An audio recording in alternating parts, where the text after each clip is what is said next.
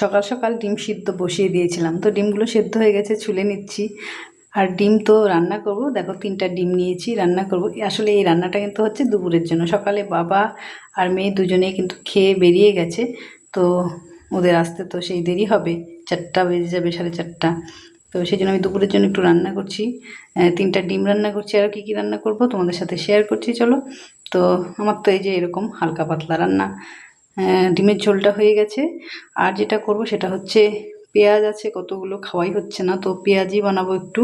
তো পেঁয়াজগুলো কুচি কুচি করে কেটে নিয়েছি, আর তার মধ্যে বেসন, লঙ্কার গুঁড়ো, হলুদ, লবণ, কালো জিরে সব কিছু দিয়ে আর একটু চালের গুঁড়ো দিয়েছি, তাহলে মুচমুচে হবে। তো পেঁয়াজিগুলো ভাজবো গরম গরম। আর পেঁয়াজি ভাজা হয়ে গেলে আমি আরেকটা রান্না করব। তো এখন আমি যাব একটু ছাদে। আর পেঁয়াজিগুলো শুধু আমার জন্য ভাজলাম, ওরা আসতে দেরি হবে, পরে ভাজবো ওদেরটা। এই যে দেখো চলে এসেছিলাম পরে স্নান করে ছাদে, ছাদে ফুল নিয়ে তারপর পুজো দেব। পুজো দিয়ে কিন্তু আবার একটু রান্না আমার বাকি আছে, সেটাও দেখাচ্ছি। তো ফুল নিতে আসার সময় কিন্তু গাছে দেখি অনেকগুলো পুঁইশাকের ডগা হয়ে আছে, তো সেগুলো নিয়ে গিয়েছিলাম। ভাবছি যে একটা সবজি রান্না করব, ঘরে মাছের ডিম আর মাছের মাথা ছিল, তো ভাবছি সেটা দিয়ে একটা চচ্চড়ি মতো করব।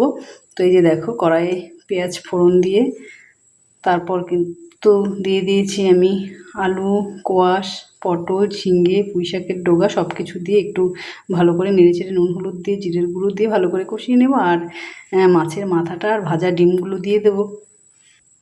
তো এই দেখো অল্প অল্প রান্না, আমাদের মেম্বার যেহেতু কম, বেশি রান্না করে ফেলতে ভালো লাগে না।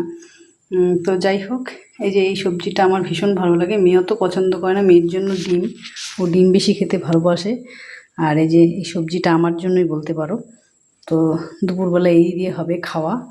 আর যেটা তোমাদের স্পেশালি বলবো, রান্নাঘরে রান্না করতে এলে আমার মনে হয় মশায় অর্ধেক খেয়ে নেয়। তো যাই হোক, এত মশা চারিদিকে জঙ্গল, তো তার জন্য একটা নেটের ব্যবস্থা করেছি।